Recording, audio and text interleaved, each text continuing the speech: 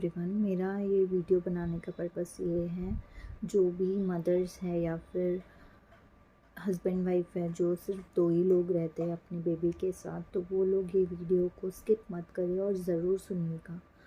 हमारे आजू बाजू में इतने लोग होते हैं जो हमसे जेलस करते हैं, हमसे हिंसा करते हैं, बट हमें वो समझ में नहीं आता है।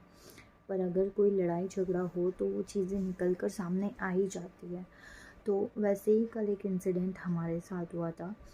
मैं 24 आवर्स मेरी बेबी के साथ अकेले रहती हूँ। मेरे हस्बैंड जो है जॉब पर चले जाते हैं, तो उनके पैर में चोट लगी थी, जिसकी वजह से वो 2 दिन से लीव पे थे, घर पे ही थे।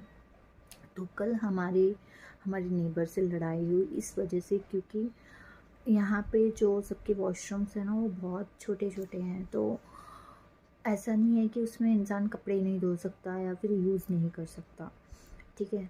तो हमारा जो चप्पल का स्टैंड है गेट के अपोजिट, वहाँ पे ना एक ड्रेनेज बनी हुई है।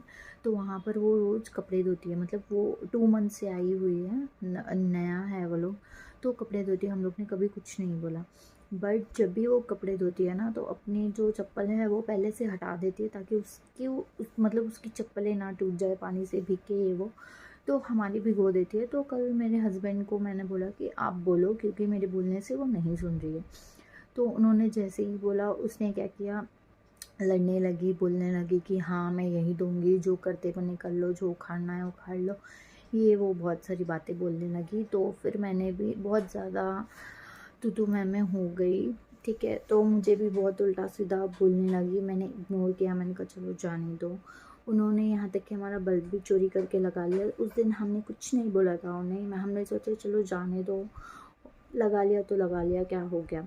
बट फिर वो धीरे धीरे करके बहुत ज़्यादा ये होने लगी। तो मेरे हस्बैंड जस्ट उससे बात करने के लिए गए, तो उसने क्या झूठा इल्ज़ाम लगाया कि वो उसको मारने के लिए गए थे। मारने में और पास जाके बात करने में बहुत फ़र्क होता है। तो मैं इसलिए आपको ये बोल रही हूँ, कभी आपके हस्बैंड अकेले घर पे है, के आजू बाजू में कोई अगर फीमेल वुमेन रहती है, तो आपके हस्बैंड को बोलिए वो उससे ना बात करे, ना कुछ बोलने के लिए जाए, क्योंकि हर औरत ना अच्छी नहीं होती, बहुत लोग औरत होने का फ़ायदा उठाते हैं। तो बस मैं यही आप सबको बताना चाहती हूँ। तो उसने ये बोला कि वो मुझे मारने आया था, बहुत सारा ड्रामा क्रिएट किया। तो आप ये बात को हमेशा याद रखिएगा, अगर आप एक मैरिड पर्सन नहीं है तब भी, अगर आप बैचलर हैं तो भी मैं आपको ये सजेस्ट करना चाहूँगी कि अगर आपके आजू बाजू में फ़ीमेल्स हैं, आप उनसे कुछ मत बोलिए, आप उनसे बात ही मत करिए। हर किसी का नज़रिया एक नहीं होता, हर किसी की मेंटालिटी एक नहीं होती है, ठीक है।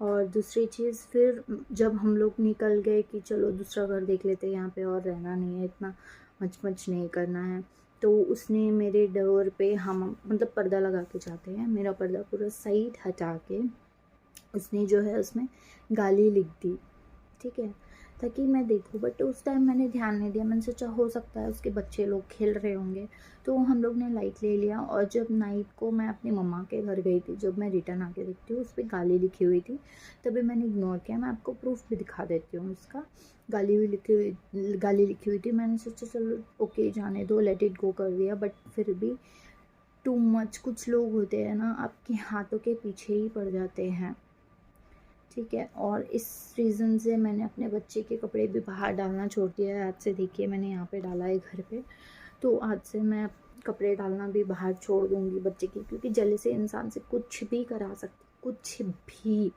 जेलसी इतनी गंदी चीज़ होती है, इंसान की नज़र जो होती है ना वो खा जाती है, इतनी गंदी चीज़ होती है जेलसी। तो आप हमेशा अपने आजू बाजू ध्यान रखिए, हर कोई मुस्कुराता हुआ चेहरा ना अच्छा नहीं होता है, कुछ लोग मन में जहर भरकर ऊपर से मुस्कुराते हैं। तो हमेशा ये बात याद रखिएगा। और रही बात उस गाली की, मैं आपको दिखाती हूँ, चुकी है।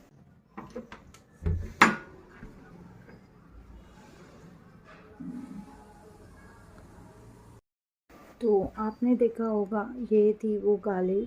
सो बी केयरफुल ऑलवेज़, अपने बच्चों को हर किसी के पास नहीं जाने दें, हर कोई आपका अच्छा सोचने वाला नहीं होता है।